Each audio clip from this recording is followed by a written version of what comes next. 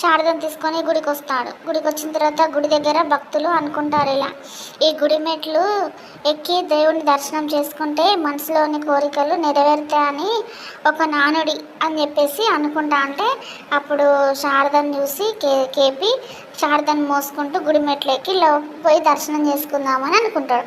అనుకొని శారదను మోసుకుంటూ మెట్లు ఎక్కుతా ఉంటే అక్కడే ఉన్న గోరెంటాకు చూస్తుంది. చూసి వెంటనే అపూర్వకు ఫోన్ చేస్తుంది.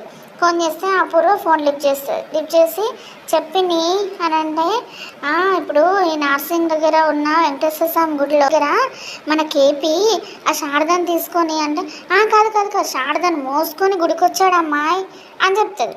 చెప్పగానే ఇంకా పరిగెత్తుకుంటూ వాళ్ళ బావ దగ్గరికి వెళ్ళి అంటే కదా, నువ్వంటే ఆ కేపీకి కానీ ఆ శారదకు కానీ భయం లేదు అస్సలు అని అంటే, ఏమైంది అపూర్వ అంటే, మన కేపీ ఆ శారదను తీసుకొని నర్సింగ్లో వెంకటేశ్వర స్వామి గుడి ఉంది కదా బావా, అక్కడికి వెళ్ళారట అని చెప్పేసి అంటుంది వాళ్ళ బావతో.